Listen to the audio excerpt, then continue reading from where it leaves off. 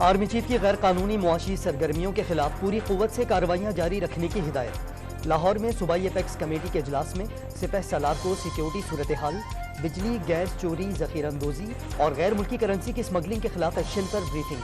کچے میں آپریشن کی پیش رفت سے بھی آگاہ کیا گیا۔ کمیٹی کو اقلیتوں کے تحفظ، کچے میں آپریشن اور غیر قانونی تارکین وطن کی واپسی پر بھی بریفنگ۔ ڈالر کی اسمگلنگ اور حوالہ ہنڈی کے خلاف ملکگیر ایکشن کے ثمرات۔ ایک ماہ کے دوران ڈالر کی قدر میں 40 روپے کی کمی آ گئی۔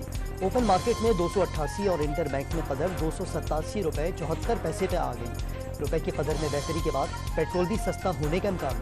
1 اکتوبر کو قیمت 5 سے 19 روپے فی لیٹر تک کم ہونے کی توقع پیدا ہو گئی۔ پاکستان نے سعودی عرب اور چین سے فنانسنگ اور سعودیہ سے ادھار تیل لینے کی درخواست کر دی۔ معیشت بحال اور اعتماد بڑھ رہا ہے۔ مہنگائی میں کمی اور زر مبادلہ کے ذخائر 1.5 ماہ کی درآمدات کے برابر ہو گئے۔ نگراں وزیر خزانہ کا دعویٰ، IMF پروگرام پر عمل درآمد کے لیے پرعزم۔ ڈالر کی گرے مارکیٹ اب نہیں چلے گی۔ شمشاد اختر کی سینٹ قائمہ کمیٹی خزانہ میں بریفنگ۔ کار کی آمد مرحبا، سرور کونین رحمت للعالمین کی ولادت کا جشن۔ آج ملک بھر میں عید میلاد النبی صلی اللہ علیہ وآلہ وسلم عقیدت و احترام سے منایا جائے گا۔ کراچی سے خیبر عاشقان مصطفیٰ نے سرکاری اور نجی عمارتیں برقی کمکموں سے روشن کر دی۔ گلی محلوں اور سڑکوں پر بھی رونقیں۔ کراچی، لاہور، پشاور اور کوئٹہ میں مساجد پر خصوصی چراغاں۔ میلاد کی محفلوں میں درود و سلام کی صدائیں۔ عید میلاد النبی صلی اللہ علیہ وآلہ وسلم پر چھوٹے شہر بھی سج گئے۔ بہاول نگر میں عاشقان مصطفیٰ کی ریلی میں گاڑیوں پر خانہ کعبہ اور روضہ رسول صلی اللہ علیہ وآلہ وسلم کے ماڈلز توجہ کا مرکز بن گئے۔ آتش بازی کا بھی شاندار مظاہرہ۔ ملتان میں تاجروں نے 200 پاؤنڈ وزنی کیک کاٹ کر کھلایا۔ ننکانہ میں شہری رات گئے تک بیجز اور جھنڈیوں کی خریداری میں مصروف۔ بہاول پور کے بازاروں میں دیے روشن۔ فیض آباد دھرنا کیس میں وفاقی حکومت، تحریک انصاف اور الیکشن کمیشن کی جانب سے نظر ثانی درخواستیں واپس لینے پر سپریم کورٹ برہم۔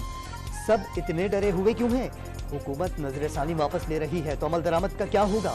بتائیں معاہدے پر دستخط کرنے والوں کے خلاف ایکشن لے رہے ہیں یا نہیں؟ چیف جسٹس کے اٹارنی جنرل سے استفسار۔ فیصلے میں دی گئی 17 ہدایات پر عمل سے صحیح سمت میں چلیں گے۔ اٹارنی جنرل کا جواب، درخواستیں واپس لینے کی وجوہات دو بتائیں۔ چیف جسٹس کے ریمارکس، 27 اکتوبر تک فریقین سے تحریری جواب طلب کر لیا، سماعت 1 نومبر تک ملتوی۔ مٹی پاؤ والی بات نہیں ہونی چاہیے۔ اس دھرنے کے بعد کئی اور واقعات سامنے آئے۔ اس وقت فیصلے پر عمل ہو جاتا تو بعد میں سنگین واقعات نہ ہوتے۔ چیف جسٹس کے اٹارنی جنرل سے مکالمہ۔ عدالتی وقت ضائع کیا گیا، ملک کو بھی پریشان کیے رکھا۔ اب سب آ کر کہہ رہے ہیں درخواستیں واپس لینی ہیں۔ اٹارنی جنرل صاحب، آپ سمیت سب پر کیوں نہ جرمانہ کیا جائے؟ بڑی دلچسپ بات ہے، جنہیں نظر ثانی دائر کرنا چاہیے تھی انہوں نے نہیں کی۔ چیف جسٹس کے ریمارکس، 12 مئی کو لوگ مرے، کیا اس پر بھی مٹی ڈالیں؟ 12 مئی جیسے واقعات سے سبق نہیں سیکھا؟ چیف جسٹس کا سوال، دھرنا کیس اہم معاملہ ہے، دیکھا جائے گا اسے براہ راست نشر کیا جائے یا نہیں؟ چیف جسٹس کے ریمارکس۔ لیگی رہنما خواجہ آصف فیض آباد دھرنا کیس کے فیصلے پر عمل درآمد کے حامی۔ سپریم کورٹ کے فیصلے میں کوئی جھول تسلیم کرنے سے انکار۔ دھرنے کا مقصد نواز شریف کی واپسی کا راستہ بند کرنا تھا۔ وہی لوگ ملوث ہیں جنہوں نے نواز شریف کے خلاف سازش شروع کی تھی۔ نواز شریف اور مریم نواز کو قید کیا گیا، الیکشن میں PTI کو کامیاب کرایا گیا، سابق وزیر دفاع کا دعویٰ۔ جناح ہاؤس حملہ کیس سمیت 9 مئی کے مقدمات میں اہم پیش رفت۔ پروسیکیوشن نے JIT کی جانب سے بھجوائے گئے 11 مقدمات کے چالان انسداد دہشت گردی کی خصوصی عدالت میں جمع کرا دیے۔ PTI چیئرمین عمر سرفراز چیمہ، یاسمین راشد، خدیجہ شاہ اور صنم جاوید سمیت دیگر ملزم توڑ پھوڑ اور جلاؤ گھراؤ کے ذمہ دار قرار۔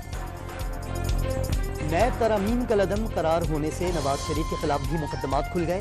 نون لیگی قائد کو واپسی پر پلاٹوں کی مبینہ غیر قانونی الاٹمنٹ، زمینوں پر قبضے اور چودھری شوگر ملز کیس کا سامنا کرنا ہوگا۔